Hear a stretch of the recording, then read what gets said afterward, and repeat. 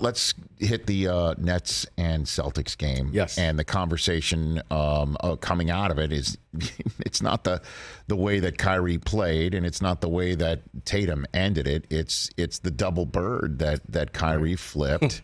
So before we get into that, what was the craziest place you would play in when you would come in as an opponent where you knew that you had to have your game and you know what together because you'd hear it from the crowd and they'd be all on Well, you? New York was always a very hostile environment. Madison Square Garden. Madison Square Garden. The old Boston Garden could be a little volatile as well, but it reminds me of when we played then. There were the Washington Bullets. Mm-hmm. There was this fan there that sat behind the bench, Robin Ficker, and he was. Oh yeah. Remember Robin? Robin was phenomenal. I mean, he would say anything. He would read from books, and everything was on the table.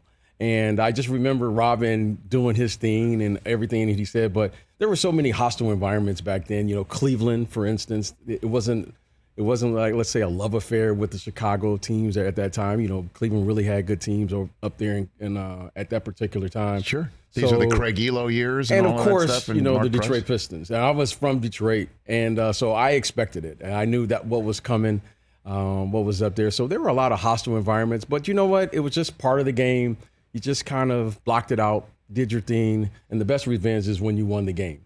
So it was part of the business and really no big deal at that time. So what did you make of Kyrie flipping the double bird and then also flipping he was giving it back to the fans with his middle finger. Yeah, well, you know what? It's a relationship that you got to understand. There's as a competitor, mm-hmm. I understand where Kyrie's coming from. And I don't want to take away from what he did because he was simply brilliant during that game. He was brilliant. I mean, they had no business really getting back in that game, and he was simply incredible. So I understand from a competitive standpoint, but I also understand there's a business here.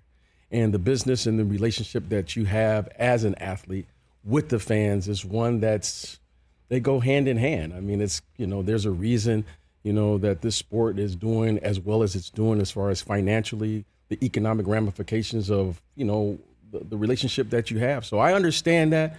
But on the other hand, Kyrie has he has a job to do, and his job is to go out there and play, and really not getting caught into the emotion of what this is. People will say things. I've been called all types of things, and it's part of the business. However, you would hope that he would be able to block that out, go out there and play, because I'm telling you what he did on the court was simply it was marvelous. It was really one of the great performances we've seen. And certainly I enjoy watching him play. So hopefully he'll be able to figure it out, play, because, I really want to talk about what's going on in between the lines. I know that. So do I. But, I didn't play before his soundbite when he was asked about it after the game earlier in the show. Mm-hmm. I was kind of waiting for you to arrive, and you have arrived. This is what Kyrie Irving had to say, and then we'll talk about it on the other side with BJ Armstrong. Look, I'm just where I'm from. I'm used to all these antics and people being close nearby. It's nothing new when I come into this building what it's going to be like, but it's the same energy they have for me, and I'm gonna have the same energy for them. And it's not every fan. I don't want to attack every fan, every Boston fan, but when people start yelling and all this stuff, it's but so much you can take as a competitor. And, we're the ones expected to be docile and be humble and take a humble approach. Nah, that's the playoffs. This is what it is. I know what to expect in here, and it's the same energy I'm giving back to them.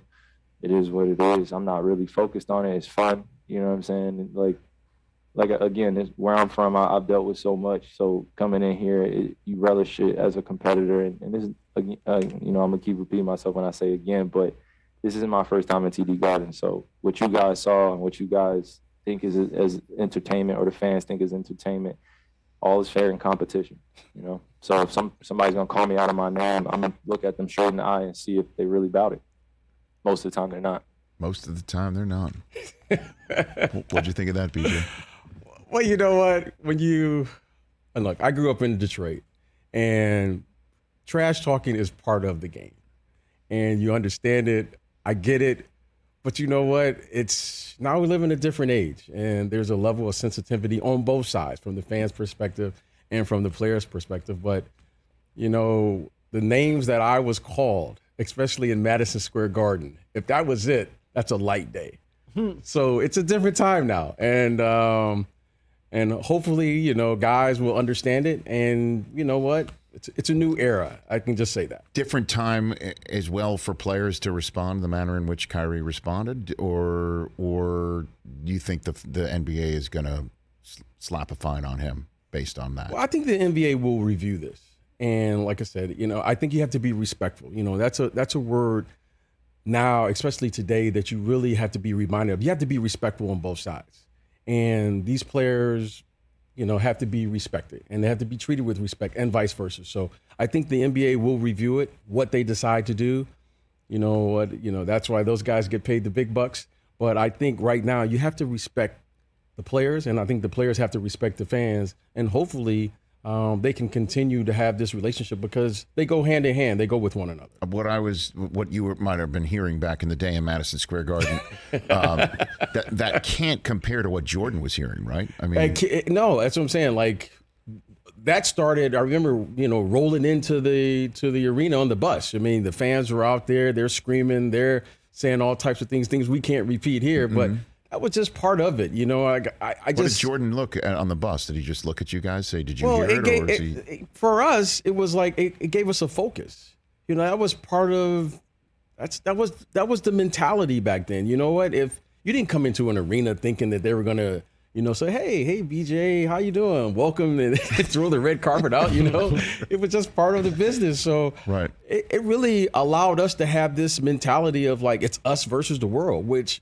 I enjoy playing on the road. I think most of the guys on that team in that era enjoy playing on the road more than home because it gave you a sense of like team. It gave you a sense of us versus them. And if you could lock in, I can't think of anything greater when that arena was quiet.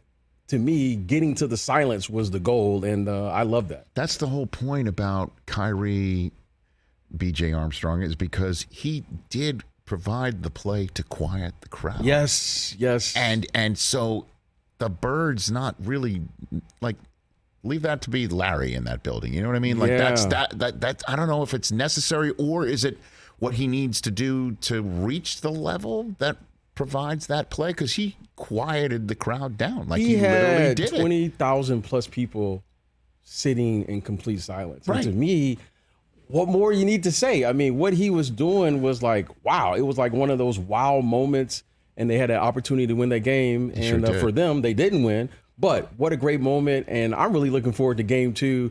And like I said, let the NBA figure that out. I just hope Kyrie brings that same energy. I hope KD comes back and figures out what he needs to do in Game 2. And I'm really looking forward to a wonderful series. Hey, you watched all the way to the end. Thanks for that. Watch more right here.